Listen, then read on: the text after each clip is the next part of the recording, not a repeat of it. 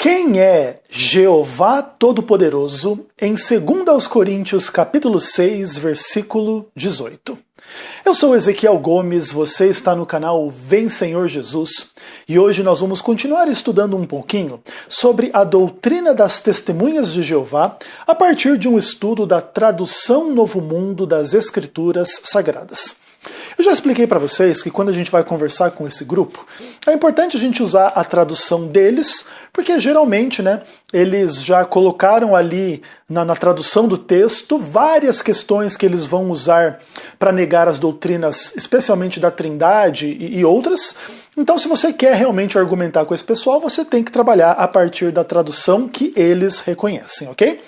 Então, uma das questões importantes sobre a doutrina das testemunhas de Jeová é dizer que unicamente Jeová é o Todo-Poderoso e Jesus, apesar de ser descrito como um Deus, ele não é o Deus Todo-Poderoso. O Espírito é uma força impessoal, jamais poderia ser o Deus Todo-Poderoso de igual forma. Então, nesse ponto aí, se a gente for usar uma linguagem trinitariana, seria mais ou menos como dizer que o Pai está acima do Filho e do Espírito Santo. Então o Pai é todo-poderoso, o Filho e o Espírito são menos do que o Pai. São criaturas, são uma força ativa e coisas dessa natureza. Então basicamente é isso que os testemunhas de Jeová ensinam. Interessantemente, porém, esse adjetivo todo-poderoso, ele não é assim muito abundante no Novo Testamento. Ele acontece algumas vezes nos Evangelhos, ele acontece muitas vezes no Apocalipse, que os testemunhas de Jeová chamam de revelação, e ele acontece também num texto muito interessante em 2 Coríntios capítulo 6, versículo 18, onde na tradução dos testemunhas de Jeová se diz o seguinte: "E eu serei pai para vós, e vós sereis filhos e filhas para mim, diz Jeová Todo-Poderoso."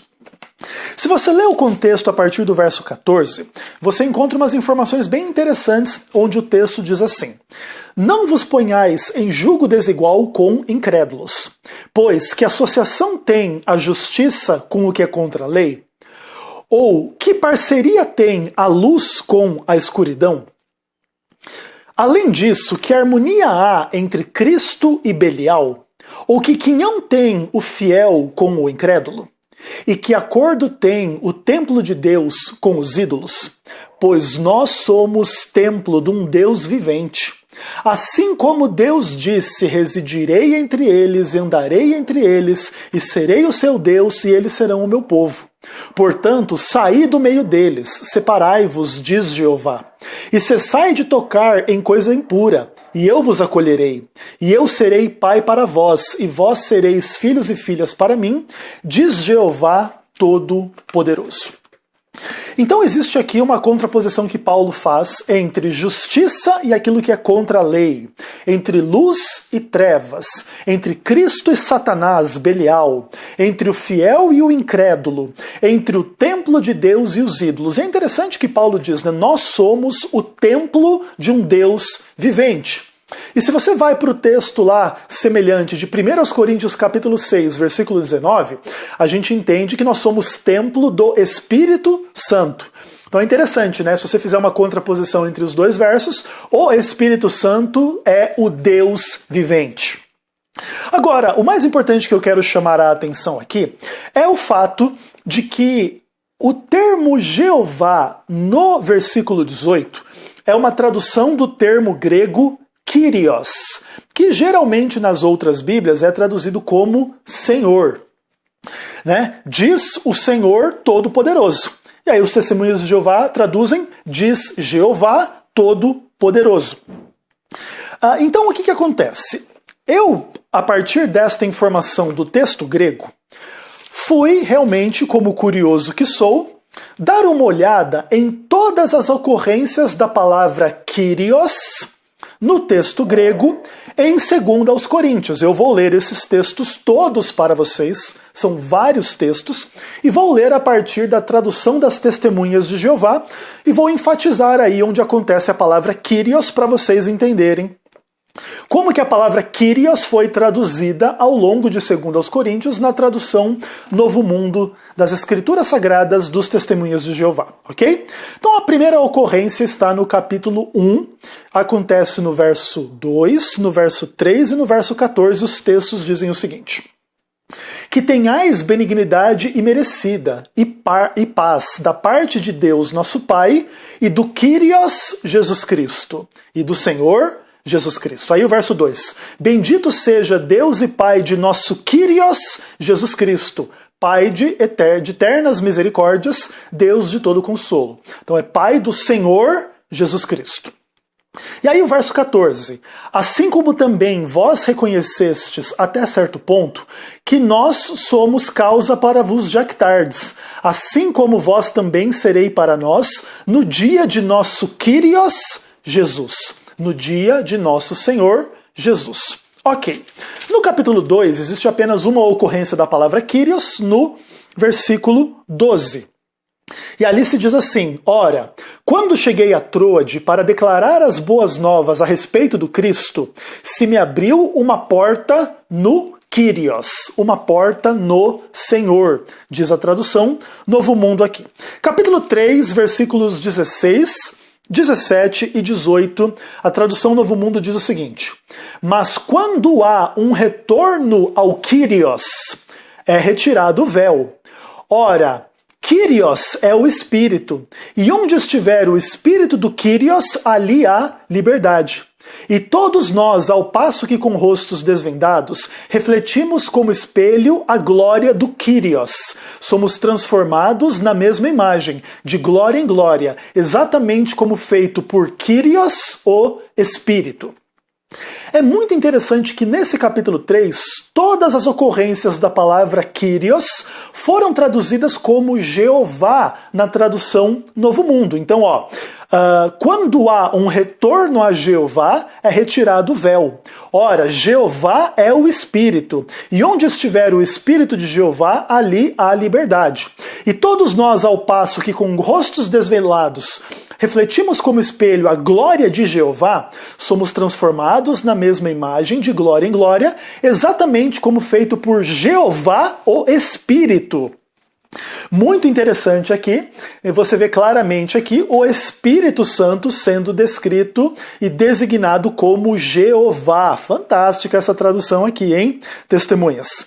Agora o capítulo 4 acontece no verso 5 e no verso 14. E aí a tradução Novo Mundo diz o seguinte: pois nós não estamos pregando a nós mesmos, mas a Cristo Jesus como Kyrios, Cristo Jesus como Senhor. Verso 14: sabendo que aquele que levantou a Jesus também levantará a nós, falando da ressurreição, né? Aqui eles omitem a palavra Kyrios, mas ela acontece no texto grego, levantou o Senhor Jesus, né? E tal, e vai levantar a nós também. Deus ressuscitou Jesus, vai ressuscitar a gente também. Ok, capítulo 6, capítulo 5, versos 6, 8 e 18. Ali nós temos também a palavra Kyrios acontecendo. E aí a Bíblia das Testemunhas de Jeová diz: temos, portanto, boa coragem, e sabemos que enquanto tivermos o nosso lar no corpo, estamos ausentes do Kyrios, Senhor. É a tradução que eles usam aqui. Verso 8. Mas temos boa coragem, e bem nos agradecemos antes de ficar ausentes do corpo, e de fazer o nosso lar com o Kyrios, com o Senhor. E o verso 11. Conhecendo, portanto, o temor do Kyrios, persistimos em persuadir os homens, mas temos sido manifestados a Deus. No entanto, esperamos que tenhamos sido também manifestados às vossas consciências. Aqui, todas as traduções do termo Kyrios acontecem como Senhor na Bíblia das Testemunhas de Jeová. Aí a gente chega no capítulo 6, a gente já leu, então vamos pular para as ocorrências no capítulo 8. O capítulo 8 acontece em 4 versos, verso 5, verso 9, verso 19 e verso 21. Então aqui no verso 9 se fala do Kyrios Jesus Cristo, do Senhor Jesus Cristo. Lá no verso 9 acontece assim: a glória do Senhor, a glória do Kyrios. No verso, aliás, esse é o verso 19 que eu li. O verso 9 diz do Senhor Jesus Cristo, e o verso 5 diz que as pessoas se entregavam ao Senhor. É a tradução do termo Kyrios aqui. E acontece uma coisa diferente no verso 21. Pois nós fazemos provisão honesta, não somente à vista de Jeová, Kyrios, mas também à vista dos homens. Então, aqui no capítulo 8, o termo Kyrios é traduzido como Senhor, Senhor, Senhor e Jeová. Interessante, né? Bacana. Capítulo 10, existem aí 3 ocorrências, verso 8 e versos 17 e 18.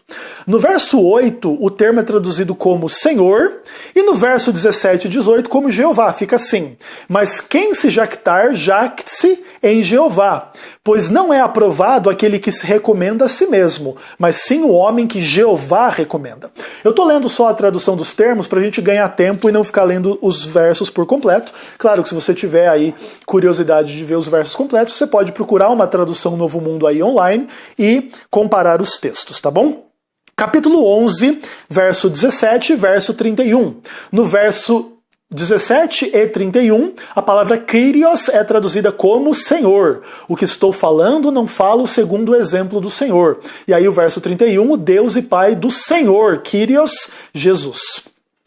Capítulo 12 acontece no verso 1 e no verso 8, ambas traduzidas como Senhor. Então, Paulo fala das revelações da parte do Senhor que ele recebeu, e também que ele suplicou 3 vezes ao Senhor para afastar ali os espinhos na carne e tal, o mensageiro de Satanás.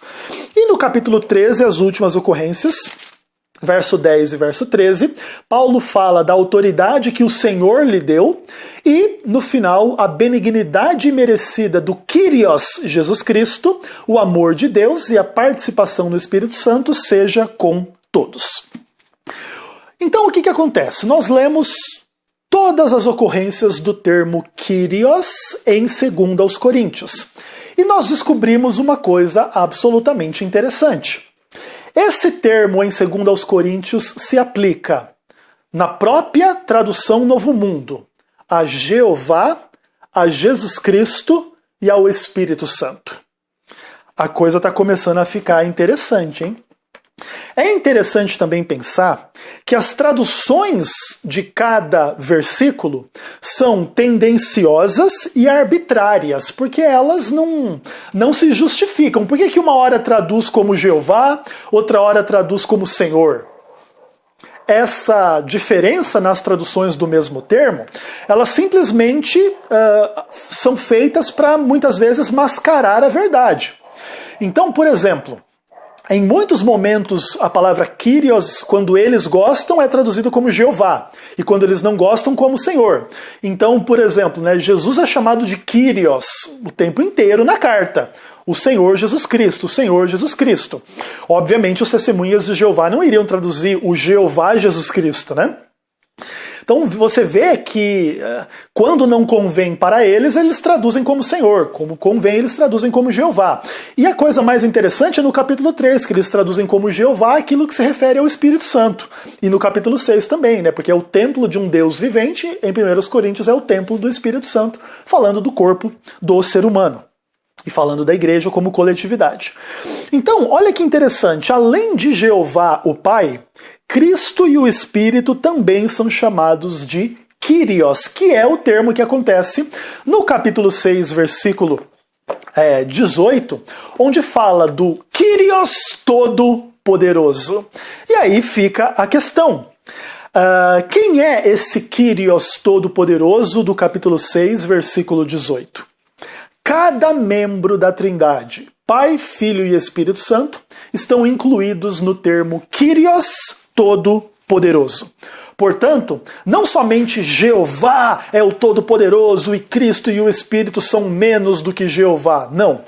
Cristo e o Espírito também são descritos como Kyrios e, portanto, eles também são descritos como Todo-Poderoso. Cada um deles e todos eles, e os 3 em conjunto, que são um só Deus, são Deus Todo-Poderoso. Portanto, a testemunha de Jeová que disser que somente o Jeová, o Pai, é o Todo-Poderoso, está indo contra a palavra de Deus na própria tradução Novo Mundo das Escrituras Sagradas.